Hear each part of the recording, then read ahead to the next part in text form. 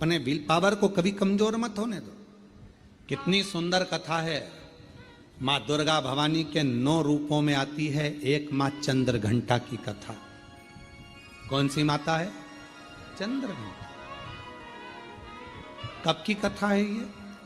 चंद्रघंटा माता की कथा वर्णन करती है कि माँ का ये रूप कब प्रकट हुआ, कब,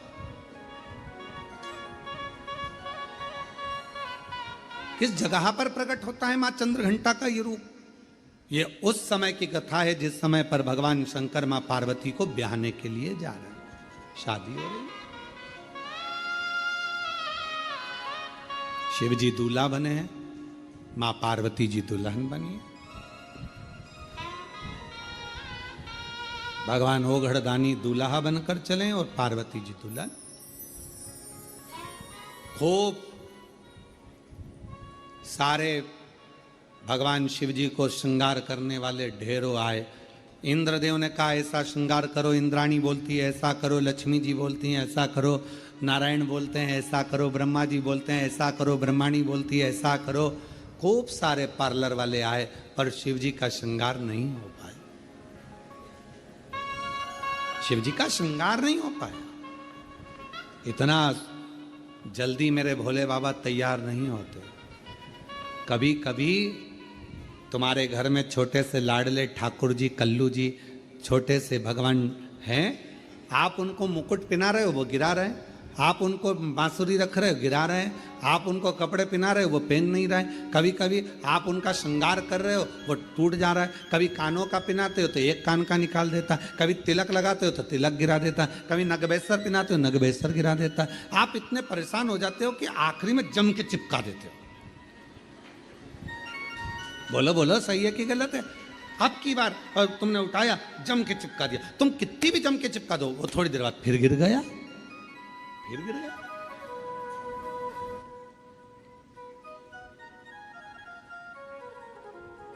और कभी कभी ऐसा होता है कि 1, 2 मिनट, 5 मिनट, 10 मिनट में पूरा श्रृंगार हो जाता। कभी कभी तो परेशान कर दे, कभी कभी श्रृंगार कर दे। क्यों? आपके अधीन नहीं, वो अपनी मर्जी से तैयार होते हैं और अपनी मर्जी से ही आनंद पाते हैं। अब सब देवता हार गए, श्रृंगार नहीं कर पाए सब। और संपूर्ण भारतवासियों को, संपूर्ण देशवासियों को, संपूर्ण सनातनियों को इस कथा में से एक बात सीख लेना चाहिए। आप यदि भगवान शंकर के मंदिर में जाकर सावन के महीने में श्रृंगार कर रहे हैं, आप शिवरात्रि पे शंकर भगवान के मंदिर में श्रृंगार कर रहे हैं, मंदिर के लोगों में आपको सूचना दी कि मंदिर का श्रृंगार करना है, मंदिर में तैयारी करना है, तो आप अपने आप को किस्मत वाला समझना कि भोलेनाथ अपना श्रृंगार तुमसे करवा रहे हैं।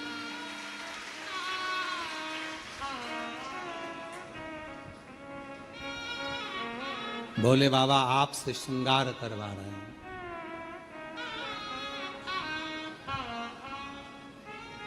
भगवान शिव जी ने अपना श्रृंगार भगवान विष्णु से नहीं करवाया, ब्रह्मा जी नहीं कर पाए, इंद्र नहीं कर पाए, गरुण वरुण नहीं कर पाए, भगवान शंकर का श्रृंगार कोई नहीं कर पाया। और अगर आप शिव जी के मंदिर में जाकर श्रृंगार कर रहे हो, सावन के महीने में शंकर भगवान को सजा रहे हो, आप शिवरात्रि पर भगवान शंकर का श्रृंगार कर रहे हो, तो समझ लेना कि भगवान शंकर जब नारायण जी से नहीं करवाए, ब्रह्मा जी से नहीं करवाए, तो तुम कितने शिव जी के प्रिय हो गए जो तुमसे भगवान श्रृंगार करवाए, तुमसे करवाए।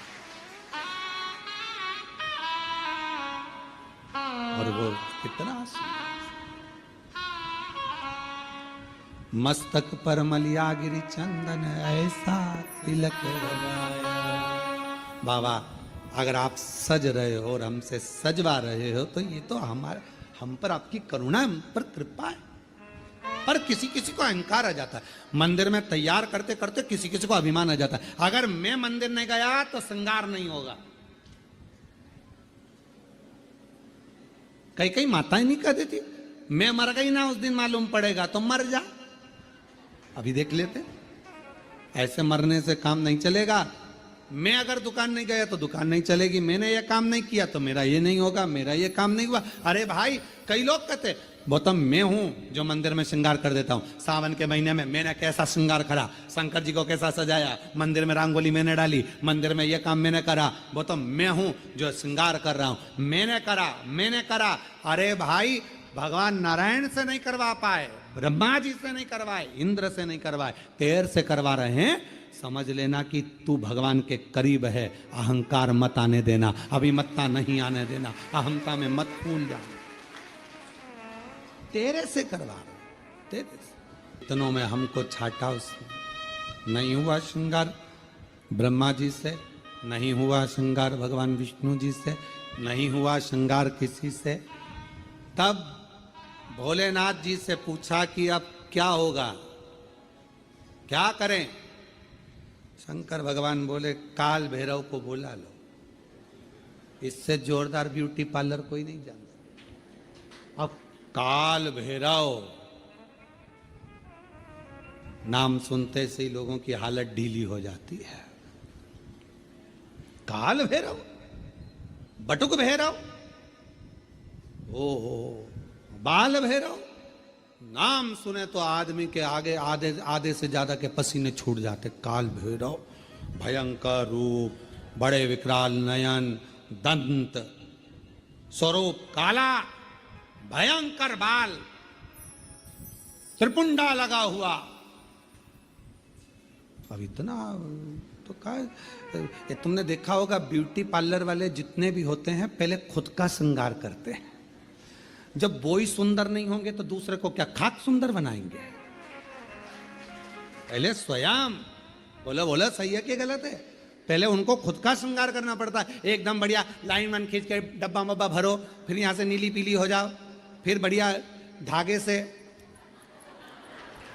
खींचातानी कर कर फिर बढ़िया खुद पहले अच्छा जोरदार दिखना चाहिए कि कोई पार्लर में आए तो उसको लगना चाहिए काकी जी कितनी सुंदर लग रही रे, बुआ जी इतनी बढ़िया लग रही है, तो अपने को भी इतना बढ़िया कर देगी। अब मालूम पड़े बोई ऐसी, भयंकर बाल खुले,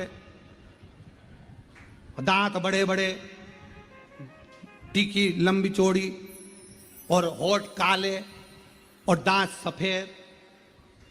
तो फिर तो वो हमारे यहाँ श्राद्ध पक्ष में हमारे यहाँ दीवार पर वो गोबर से बनाती हैं संजा, तो उसमें गाती हैं हिरनी को बड़ा बड़ा दांत कि थारी अम्मा मारेगी कि कूटेगी, संजावाई चली ससुराल।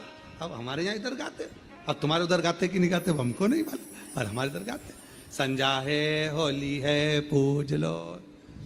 अब वो छोटी सी गाड़ी लुढ़कती जा। अब वो मालूम पड़े पार्लर जिसके यहाँ जा रहे हो श्रृंगार करने, अब मालूम पड़े वही विकराल रखे, तो मन में आए तुम तैयार तो कर दोगी, हाँ किसके जैसी करोगी, मेरे जैसी रिंदे हाथ जोड़ो, हमको नहीं होना तैयार है। तो पहले पार्लर वालों को तैयार होना पड़ता है, पहले पार्लर जो चलाए पहले वो श्रृंगार करे, तब तो अब भगवान नारायण जी से भगवान शिव तैयार नहीं हुए, भगवान ब्रह्मा जी से नहीं हुए, इंद्र से नहीं हुए, फिर पूछा कौन को बुलाया जाए, सब हार गए। आखिरी में सूचना कर दी काल भैरव को, भगवान काल भैरव आए।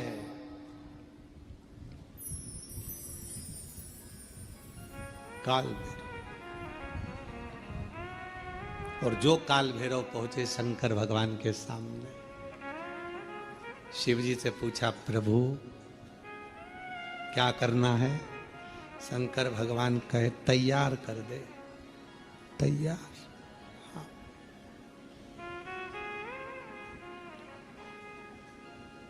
काल भैरव ने अपने गणों को बुलाया, जाओ शमशान। भगवान विष्णु मन में सोचे शमशान से क्या लाएंगे, जाओ शमशान, राख उठा लाओ। लक्ष्मी जी ने नारायण भगवान से कहा हो गया तैयार, हो गया। अब राख लपेटने से कोई दूल्हा तैयार। अरे भाई पूरी जिंदगी लपेटो, पर शादी में तो अच्छे से डेंटिंग पेंटिंग करके बढ़िया अच्छे से तो रहो, है घर में जब शादी होती है ना, तो घर का जो बूढ़ा व्यक्ति होता है ना, 70-80 साल का, भले बुढ़ा हो गया पर उसके भी बाल रंग देते हैं, डाई कर दो इनको भी डाई कर दो, और मुंह में नहीं दांत, और टाई माई बांध के दरवाजे पे बुजुर्ग जो होते ना, दादा दादी, उनको दरवाजे पे बोर मोर बांध के, नथनी पिना के, दादी बेचारी घी एकदम, और लहंगा पिना दिया, चोली पिना दी, चूड़ा पिना दिया दादी जी के, और एकदम कमजोर, पूरे मुंह पे सल, हाथ में सल, क्योंकि 80-85-90 साल के, और दादाजी और ज्यादा बेचारे शिथिल, डंडा पकड़े और मालूम पड़े टाई कोट सब पिना के, मुंह में दांत नहीं, पूरे गाल अंदर पूरे, और दादाजी एकदम दुबले पतले, और 25 बार वहीं पर खड़े खड़े सबसे सब लोग देखते, बोले दादाजी आज तो बहुत क्यूट लग रहा है, एकदम जो अच्छे लग दादाजी पर से। लाओ जरा राख लाओ, राख लाए गए, बाबा पे चढ़ा दी, उन्होंने लाए भरकार झोली में और कोड़ दो, शंकर भगवान पे सारी कोड़ दी। अब तो जो जटा अच्छी खासी थी वो भी, अब तुम्हारे बाल में कोई राख भर दे तो कैसा होगा। अब जो राख शरीर पे लगती थी, बाबा भोलेनाथ जी के जटा पे थोड़ी ना राख लगाई जाती, राख तो शरीर पे लगाई जाए, पर उन्होंने तो लगाया। अब पाउडर का डब्बा सिर पर भी कोई डालता है, उन्होंने लाके राख कोड़ दी सब ने, शंकर भगवान तैयार, पूरी शरीर अच्छा दिखा। काल भैरव ने कहा आग भी दब गई, आग भी दब गई, पूरी राख राख में, भस्म में पूरी आंख होकर रस गई। काल भैरव ने उसी समय अपने हाथ की हथेली ली और पूरी आंख को पोंछ दिया। अब जो राख थी वो सब काली हो गई। काल भैरव खुश हो गए, बोले बाबा काजल जोरदार लग गया है। शंकर जी मन में सोचे तू तैयार कर रहा है तो अच्छा ही करेगा। पूरा सज धज के